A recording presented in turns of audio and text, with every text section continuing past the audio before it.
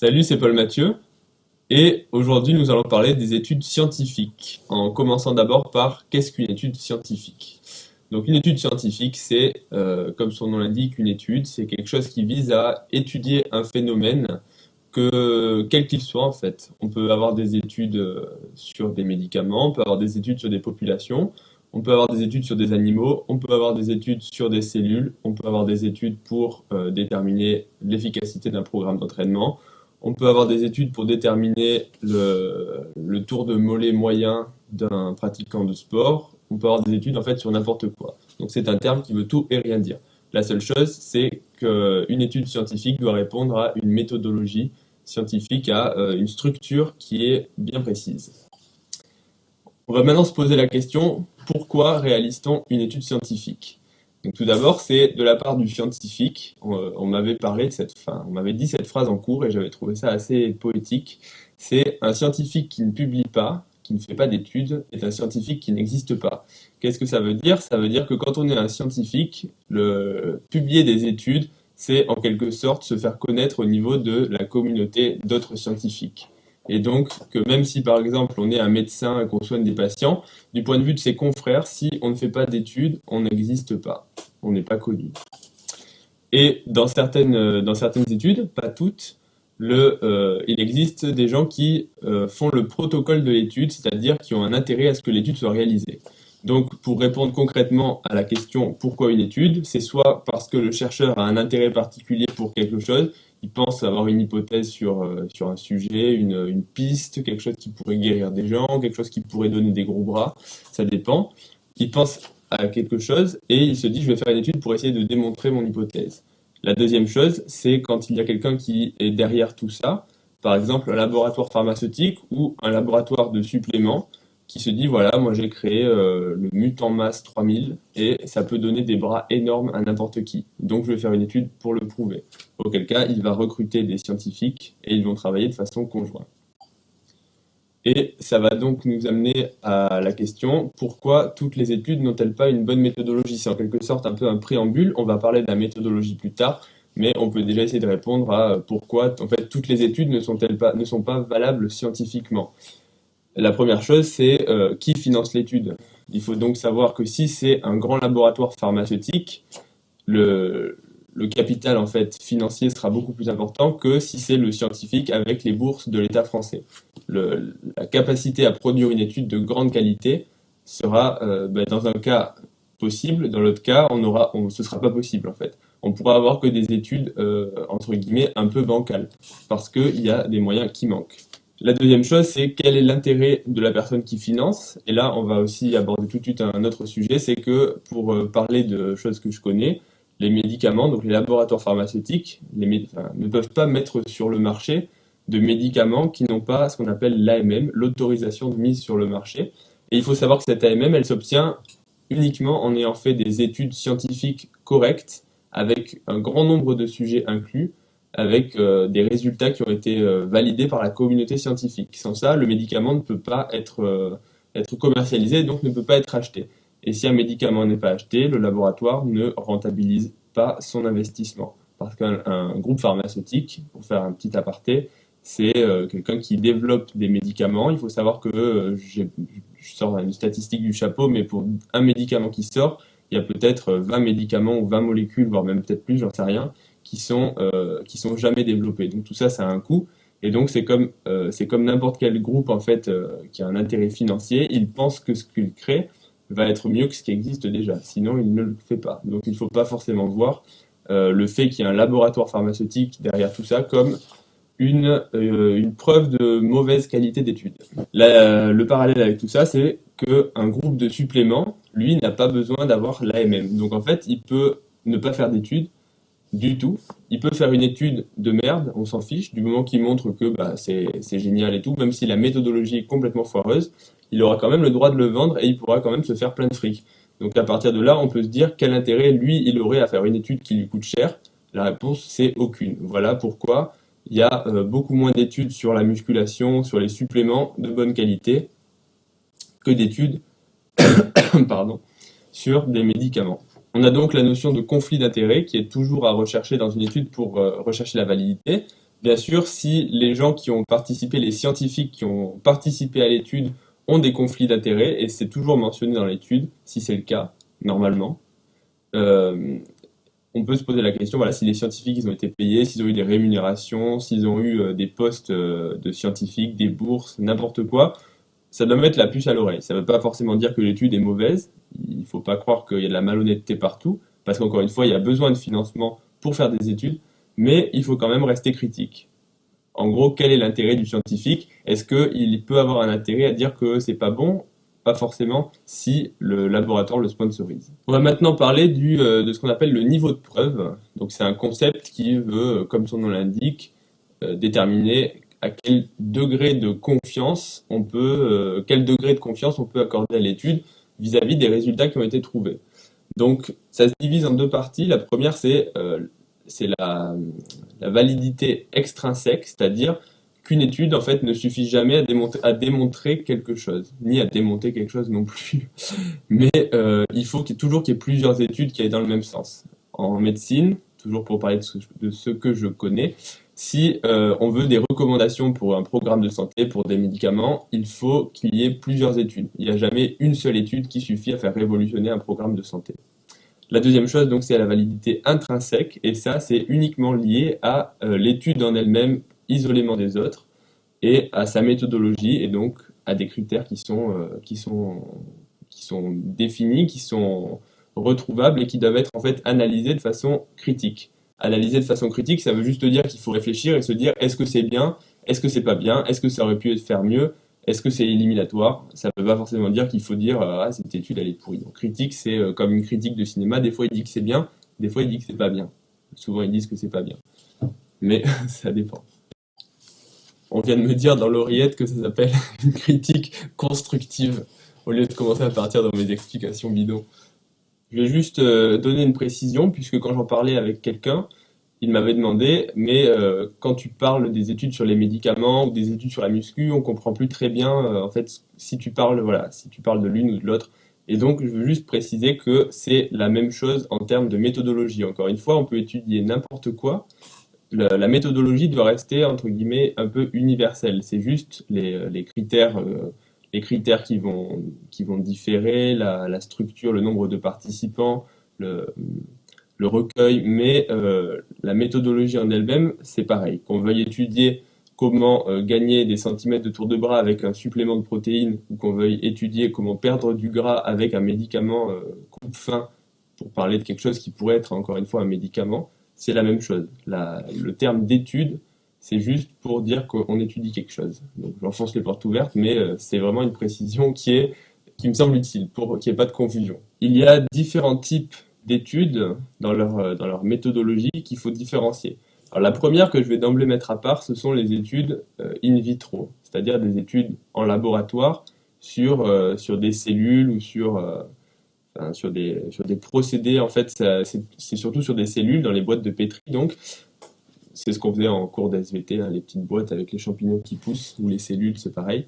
Et on étudie des signaux moléculaires ou des mécanismes cellulaires. Donc ça, c'est un type d'étude à part et ça peut donner des pistes, mais il faut bien comprendre que en tant que tel, si on prend une seule étude in vitro, ça n'a en fait aucune valeur du point de vue de l'application en pratique. C'est pas parce que in vitro une gousse d'ail a tué des cellules cancéreuses que dans la vraie vie, on peut dire l'ail a tué le cancer. Ça, c'est un raccourci qu'il faut pas faire. Et on va essayer de voir pourquoi plus tard dans la vidéo avec tous les problèmes de méthodologie. Encore une fois, ça veut pas dire que l'ail ne guérit pas le cancer, ça veut pas dire que l'ail guérit le cancer. En fait, on n'en sait rien. C'est juste une piste qu'il faudra explorer par un autre type d'article qu'on va voir. Ensuite, dans notre vidéo, on va s'intéresser aussi à deux grands types.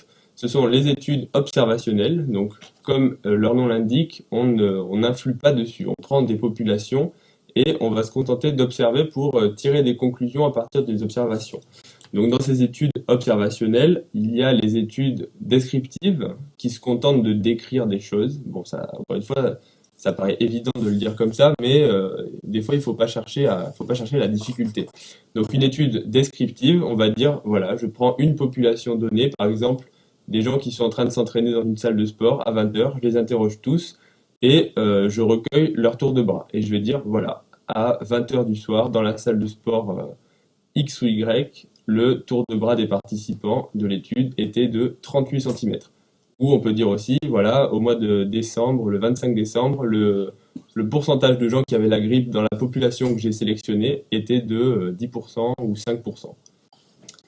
Donc, à partir d'une étude qui est uniquement descriptive, on ne peut rien conclure en théorie. On peut uniquement décrire quelque chose. Si on tire des conclusions sur des facteurs qui pourraient avoir un effet pour expliquer la grippe ou le tour de bras des participants, c'est une faute méthodologique.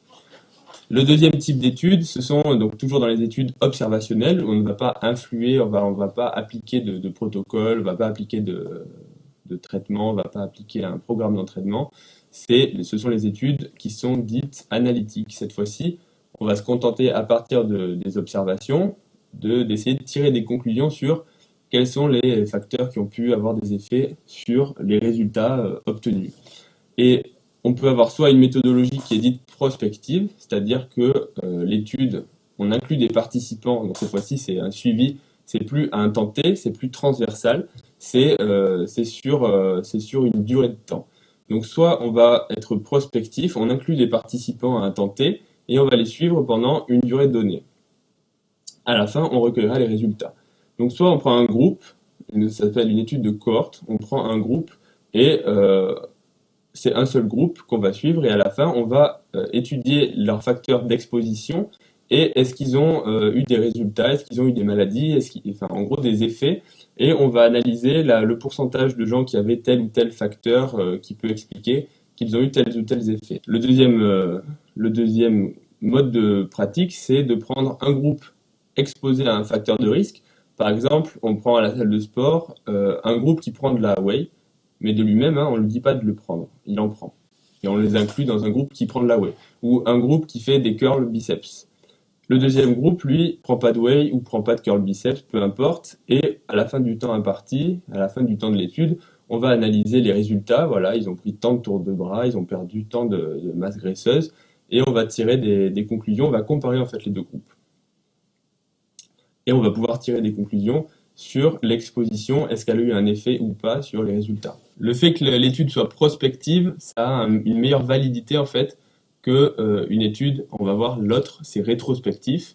Pourquoi? Parce que on considère qu'il y a moins de biais possibles quand la chose que l'on veut mesurer survient après l'inclusion des sujets.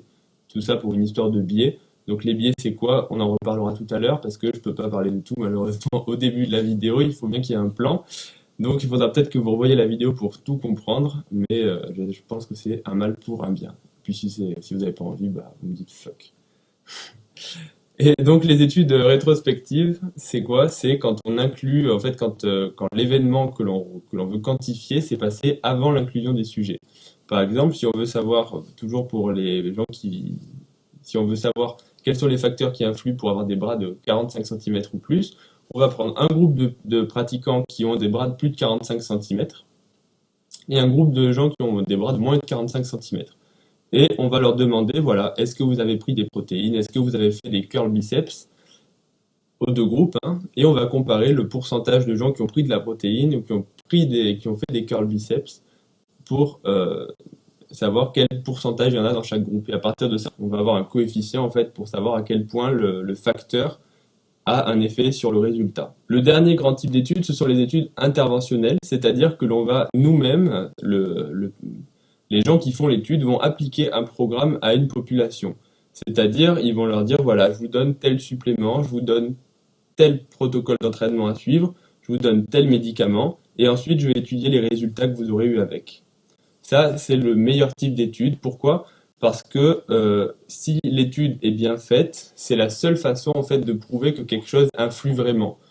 Toutes les autres études, en fait, c'est que des suppositions vu qu'on n'a pas mesuré pendant l'étude le fait d'appliquer ce programme ou ce médicament ou ce supplément. Encore une fois, tout ça, c'est parce que dans l'étude, dans les différents types d'études, il y a des biais et cette étude interventionnelle est celle qui comporte le moins de biais. On va revenir maintenant à la méthodologie des différents types d'études, mais surtout de ces études interventionnelles. Donc une méthodologie, c'est quoi? C'est quelque chose qu'il faut savoir analyser. Malheureusement ou heureusement, C'est quelque chose d'assez difficile et assez long, et c'est quelque chose qui s'apprend. Donc, à la fin de cette vidéo, vous pourrez probablement pas lire une étude de façon très sérieuse, mais ça peut vous donner des pistes et surtout ça peut vous donner les connaissances en fait pour faire vos recherches, pour apprendre, pour vous donner envie d'en savoir un peu plus. Mais de toute façon, c'est quelque chose qui est très long et je pense que voilà, si mes chefs voyaient cette vidéo, ils se diraient oh putain, le boulet, toutes les conneries qu'il raconte. La première chose à regarder, c'est la population d'études, c'est-à-dire quel type de gens on a inclus dans l'étude. Si pour un programme d'entraînement, par exemple, si on inclut des gens de plus de 70 ans, quel que soit le résultat de l'étude, on ne pourra pas appliquer ce résultat à des jeunes de 20 ans. Pourquoi? Parce que l'étude n'a pas été faite pour. Même si peut-être que c'est vrai, peut-être que c'est pas vrai, on peut juste pas le dire en fait. C'est une faute méthodologique. Un résultat n'est applicable que pour la population pour laquelle l'étude a été réalisée. Donc, quel que soit le résultat, on ne peut pas extrapoler. C'est vraiment quelque chose d'important. Ensuite, il faut faire un petit aparté sur le hasard dans les études. Le hasard, c'est quelque chose qui est inévitable. Pourquoi? Parce que dans la vie, il y a toujours une part de hasard. Et dans les études, ça ne fait pas exception. Un résultat, il peut être lié au hasard. Maintenant, le but d'une étude, c'est de minimiser le rôle du hasard dans la survenue des résultats. En gros, de ne pas dire que le résultat de faire en sorte que le résultat ne soit pas le fruit du hasard. Et tout ça, c'est le fruit, donc, c'est le résultat d'une méthodologie qui est adéquate. Le hasard, donc, il est inévitable et on considère comme non lié au hasard s'il y a moins de 5% de chances que le résultat soit lié au hasard. C'est un chiffre qui a été fixé arbitrairement, mais c'est comme ça dans toutes les études scientifiques. Si le risque que le résultat soit lié au hasard est supérieur à 5%, on dit que le résultat n'est pas significatif. Et auquel cas, quel que soit ce résultat, on ne peut rien en dire. Que le résultat soit négatif, que le résultat soit positif, s'il y a plus de 5% de chances qu'il soit lié au hasard, on ne peut rien en faire. Et ça, c'est vraiment important parce que trop souvent, les gens, ils voient des résultats d'études qui ne sont pas significatifs et ils tirent des conclusions à partir de ça. Et ça, c'est une faute méthodologique qui est malheureusement inacceptable. Donc, comment savoir si le résultat est lié au hasard ou pas à plus de 5%?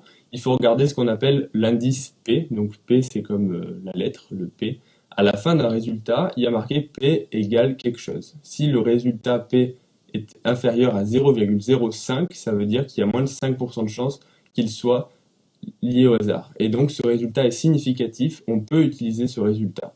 Donc, comment réduire le hasard? Il faut augmenter la puissance. La puissance, c'est le nombre d'inclus dans l'étude. C'est-à-dire que plus une étude a de gens qui sont à l'intérieur, qui sont inclus dans l'étude, et plus la puissance va être forte, et donc plus le hasard ne va pas beaucoup interférer. En fait, c'est assez logique, hein. Si on fait une étude sur 2 personnes, la probabilité que ce soit lié au hasard et que ce soit pas reproductible à toute une population, elle est très élevée. Si par exemple, je prends 2 personnes qui ont mettons pour un programme d'entraînement. On donne un programme d'entraînement à 2 personnes et les deux, on n'a pas de chance. C'est 2 personnes qui n'arrivent pas à s'entraîner, ils ont une génétique qui est pourrie. On va conclure que le programme est nul. Alors peut-être que si on l'aurait donné à 2 personnes qui étaient très douées, elles auraient pris 10 kilos de muscle en un mois. Donc à partir de là, on comprend, c'est logique que 2 personnes, ça pourra jamais faire une étude qui est valable. Donc il faut qu'il y ait le plus de personnes possible. Donc après, combien de personnes? Ça dépend de l'hypothèse de départ.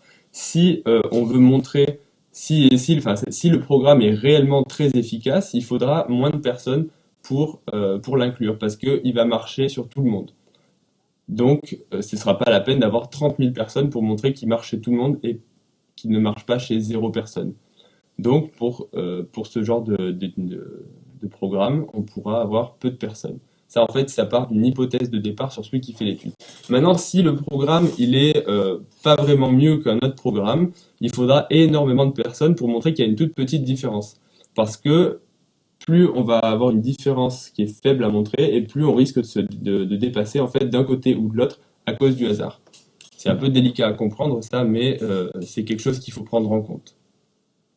Par exemple, c'est un cas extrême, mais par exemple, si on veut traiter dans l'appendicite aiguë, donc une maladie qu'il faut opérer, l'effet de l'homéopathie, il faudra pas beaucoup de personnes pour montrer que dans un groupe, celui où ils prennent de l'homéopathie, ils meurent tous, et dans celui où ils se font opérer, il y a tout le monde qui guérit.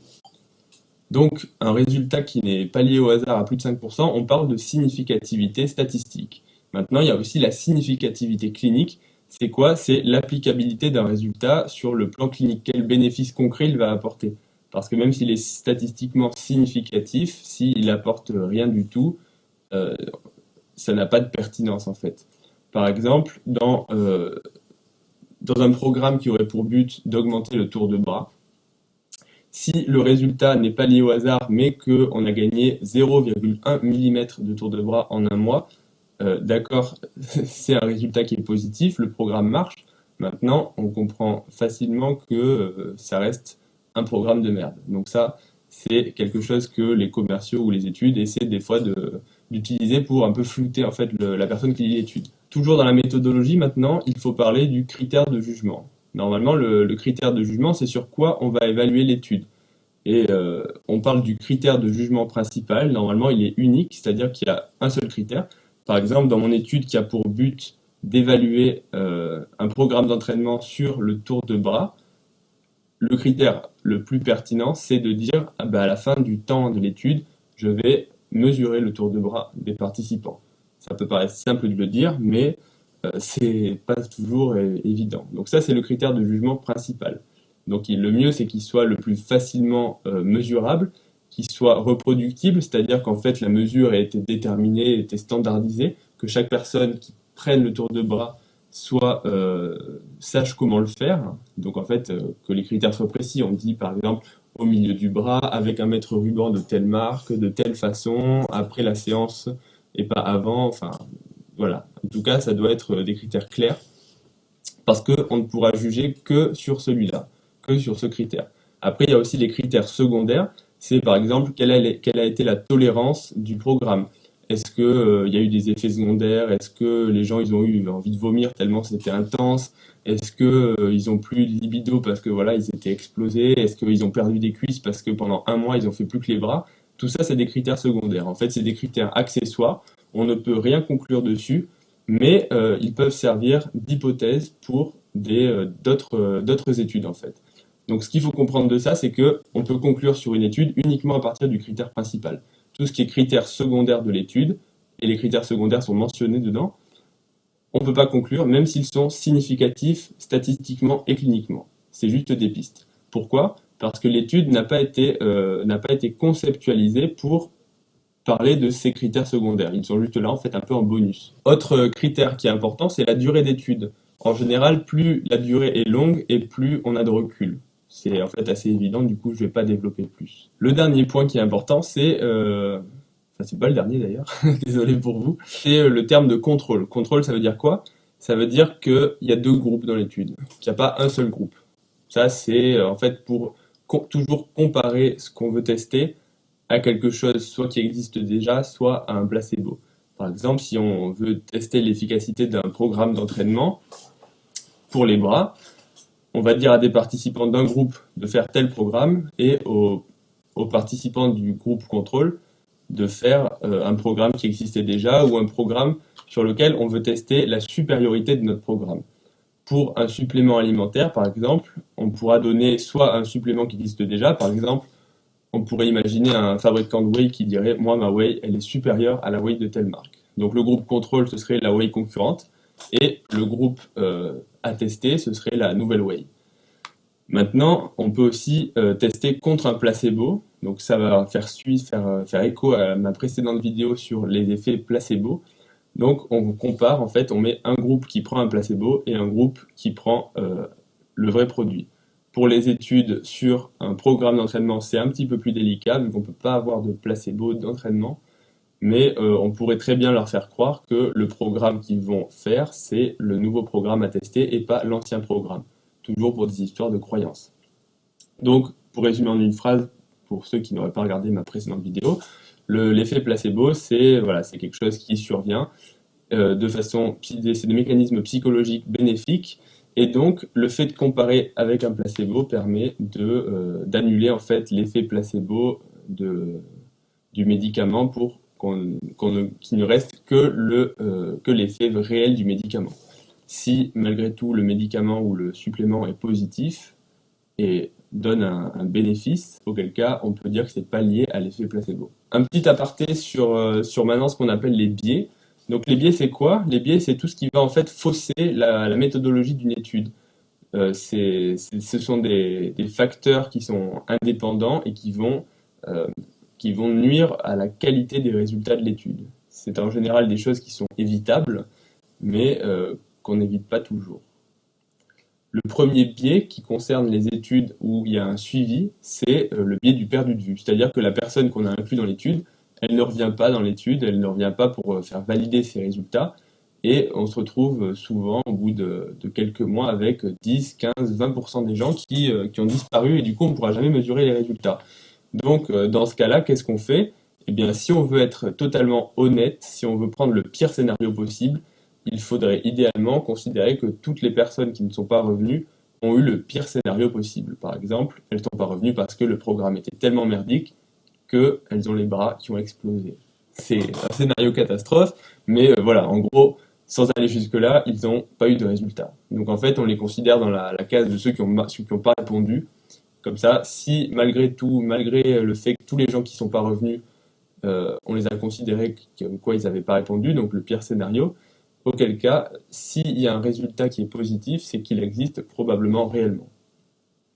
Ensuite, dans les études qui sont dites épidémiologiques, donc les études observationnelles ou analytiques, il y a différents biais. Le principal biais, c'est le biais de mémorisation, le biais de déclaration. C'est quoi en fait? C'est que la personne, quand on l'interroge, elle ne se rappelle pas en fait de ce qu'elle a fait ou elle déclare des conneries. En fait, elle fausse l'étude par ses déclarations. Par exemple, si on interroge des gens à la salle, on leur dit voilà, comment vous avez fait pour obtenir vos 40 cm de tour de bras? Est-ce que vous avez fait des curls? Le mec il va dire ah non, moi je fais pas de curls, alors qu'en fait il en a fait. Soit parce qu'il s'en rappelle pas, soit parce qu'il n'a pas envie de dire qu'il a fait des curls. Encore que pour les curls, on s'en fiche. Mais si par exemple la question c'est est-ce que vous avez pris des stéroïdes anabolisants, il y a beaucoup de gens qui en auront pris, mais qui diront non, j'en ai pas pris. Auquel cas ils vont fausser l'étude. Et ça, même si c'est anonyme, des fois on n'y échappe pas, la personne en fait ne veut tout simplement pas en parler. Donc ça, c'est des choses qui faussent les études. C'est pour ça en fait que les études qui sont interrogatives et non pas interventionnelles ont un niveau de preuve qui est beaucoup plus faible.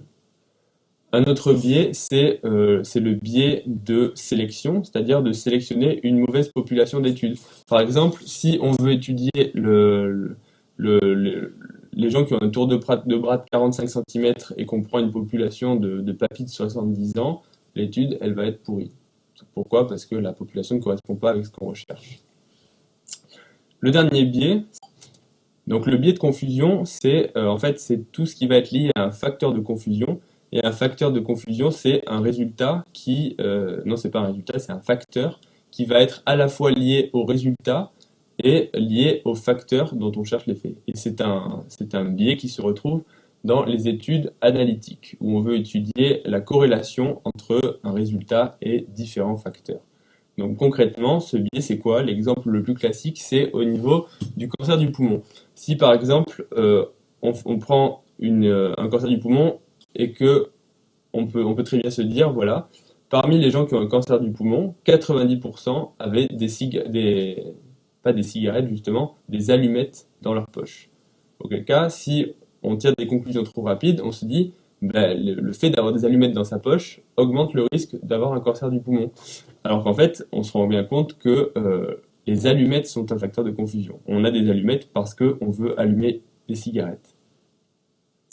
De la même façon, si on veut étudier le risque d'avoir un infarctus, on peut voir que les gens qui ont une carte d'une salle de sport dans leur poche, elles ont moins de risque de faire un infarctus. Maintenant, ça n'a pas vraiment de sens et on se rend bien compte que d'un point de vue actif, si on voulait mettre une carte de sport dans toutes les poches de la population pour diminuer le pourcentage d'infarctus, ben, c'est pas sûr que ça marche. Donc voilà pour cette vidéo, j'espère que je n'ai pas été trop compliqué ou trop long et enfin de toute façon c'est pas une vidéo pour le tout venant, enfin voilà, faut être honnête, hein, c'est une vidéo quand même qui demande un peu de réflexion et qui essaie de vous sensibiliser à un sujet qui est encore une fois assez complexe, hein, il faut pas penser le maîtriser assez vite et même moi je le maîtrise de toute façon pas complètement, enfin c'est réaliste, j'ai des notions Mais voilà, quand je vois d'autres personnes qui lisent des études, qui les critiquent et tout, je me dis waouh, j'ai encore beaucoup de chemin à faire. Mais déjà, si je peux partager ça avec vous, je pense que c'est une bonne chose.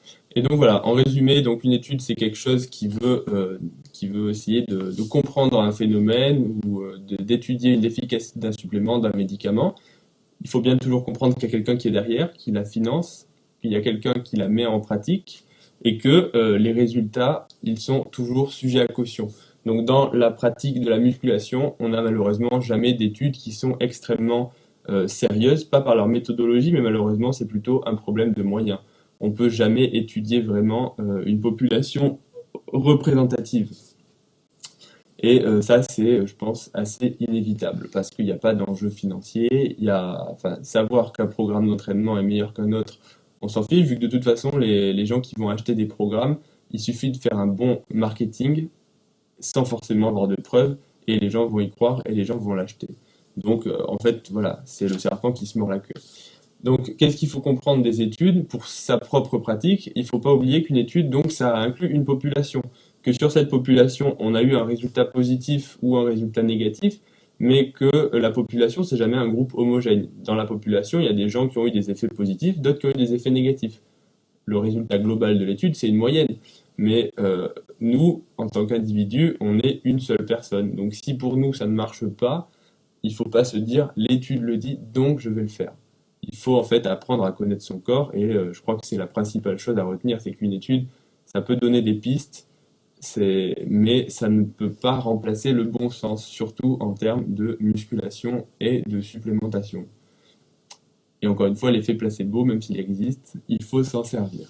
Pour aussi répondre à ceux qui disent, qui disent à raison, qu'il y a des études qui disent oui et un peu plus tard, des études disent non sur un même sujet. C'est vrai, si on regarde toutes les études qui sont faites sur un thème, il y a toujours des études qui se contredisent.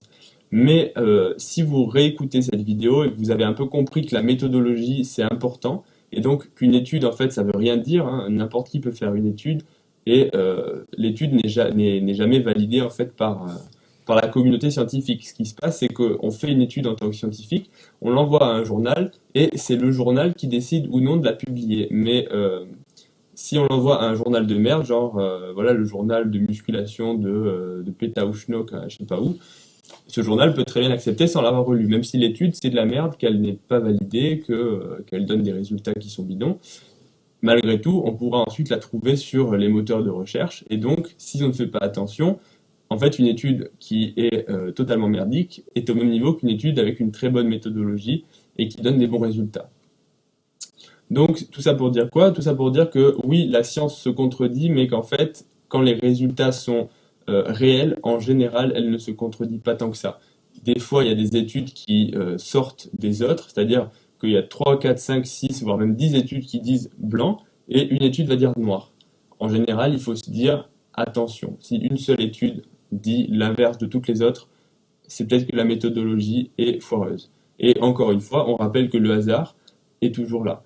Euh, une étude est significative s'il y a moins de 5%, mais malgré tout, donc une étude même qui est significative, il y a toujours moins 5% de chance en fait que ce soit le résultat du hasard. Donc voilà, on peut dire que même si toutes les études étaient parfaites, euh, il y aurait 95 études qui diront blanc et 5 qui diront noir. Donc ça aussi, c'est très important. Donc voilà, bon, j'ai été un petit peu long et j'espère que je vous ai pas saoulé, mais je pense que c'est assez important. Enfin, non, pas important, hein, si vous en avez rien à foutre, pas de problème, hein, je respecte. Mais pour ceux qui veulent essayer de comprendre un petit peu comment aborder les études et surtout ce qu'il faut regarder, ce dont il faut se méfier et comment interpréter au final les données pour soi-même, pour son entraînement, pour sa pratique ou tout simplement pour sa réflexion. Donc si vous avez des questions, ben, n'hésitez pas à les poser. Et si ça vous a plu, vous pouvez le dire, hein, et ça me fera plaisir.